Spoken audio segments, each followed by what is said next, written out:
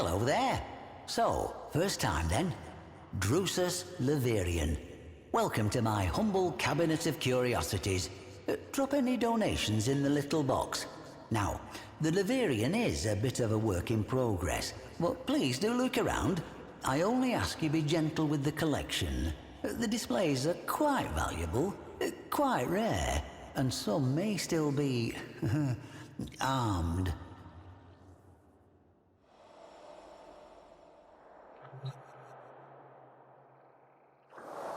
This is Atlas, hard as stone. Is it any surprise that his story begins with an asteroid?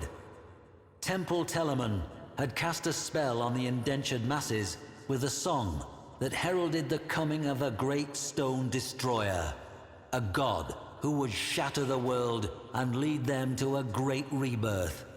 The Orokin mocked the cult's off-key singing, their spasmodic dancing, but the spell only grew stronger. Telemon broadcasts would oft-times wedge into control channels to spread their doomsday message. For the suffocated lower castes, the notion of something more powerful than their Orokin masters must have been intoxicating. A brutal Orokin crackdown seemed to be working, until an asteroid was detected on a collision course with Earth. The Telemons celebrated it as prophecy writ true, divine intervention. For the first time in living memory, the Orokin showed vulnerability. It did not matter that the destruction would be total. For the Temple, this was a sign of a new age.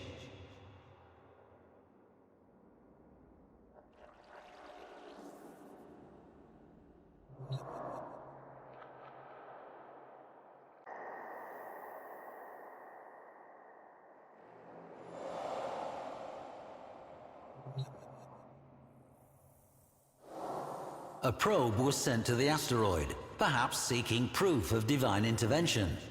It found intervention, though it was anything but divine.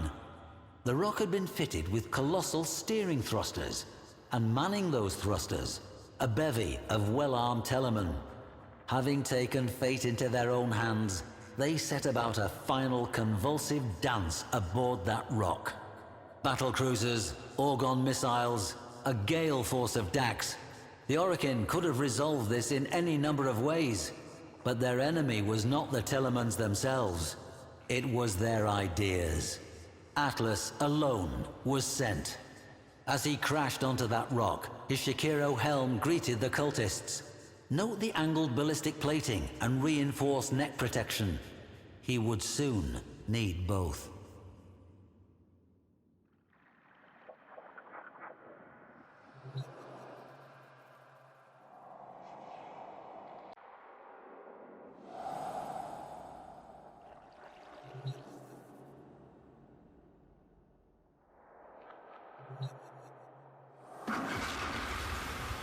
For years, historians felt this tale of Telemon quite improbable, an artifact of Orokin propaganda myth.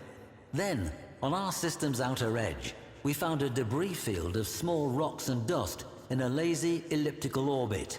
Upon these rocks, we find the remains of peculiar stone statuary. The petrified figures, clearly temple members, have been frozen into a tableau of struggle and death. Or was it perhaps a dance? This remarkable find forces us to rethink the entire tale as fact.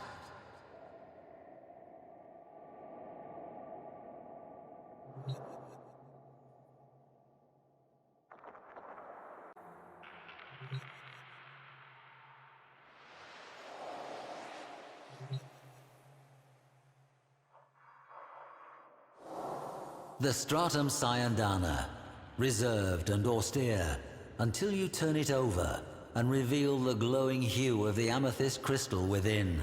A breathtaking geode. Imagine its spiraling ribbons as Atlas tore toward the killer asteroid's thrusters. His plan must have been to reorient them and push the rock away from Earth. But, as the story goes, as he neared, the cultists detonated the thrusters' footings and sent them careening into space. They were no longer needed.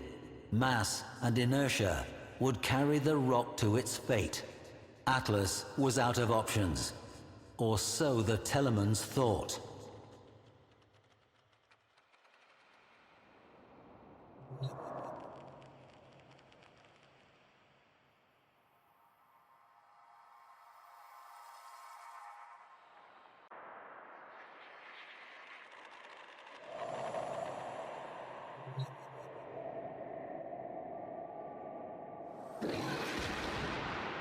The Techo are perhaps my favorite pieces in this gallery.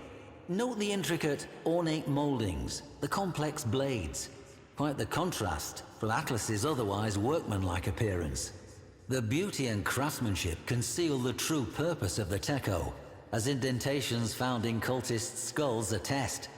I have to wonder what frenzied dance would have been interrupted, or if the whiplash strikes and jabs of the Techo might have blended into the crowd's fitful celebration.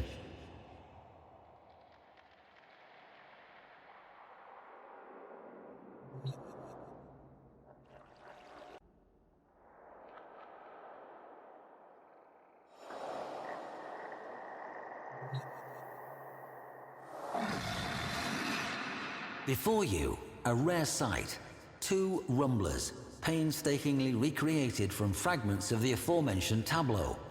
How these inert and rigid formations are compelled to life by Atlas defies reason. Yet it is true. Consider the confusion of those Telemans as the very stone they worshipped came to life and set upon them. How could they retaliate against such a thing? Like sparring with a landslide.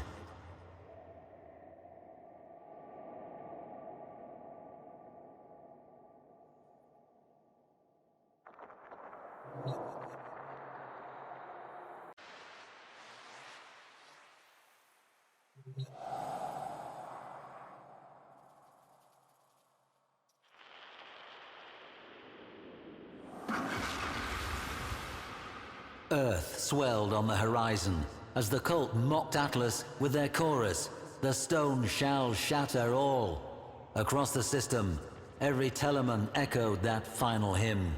Children, as far as Neptune, turned their heads from greasy broth and gazed toward Earth. Would that careening stone change everything? Atlas kneeled down, head and hands pressed to the ground in apparent defeat as the Telemon's hymn grew even louder. But Atlas was listening, feeling, the way the stone trembled to the hymn's pitch.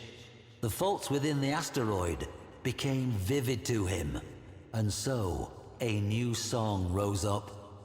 Rumblers, erupting in a godlike rhythm, beating along the faults until Atlas, alone, struck the final resonant chord. A tremor forked through the rock until, all at once, the great asteroid exploded, its dust falling as scintillating rain, sparking across the atmosphere, and then gone. The Telemon's song fell silent, and children, as far as Neptune, turned away and swirled their spoons in greasy broth.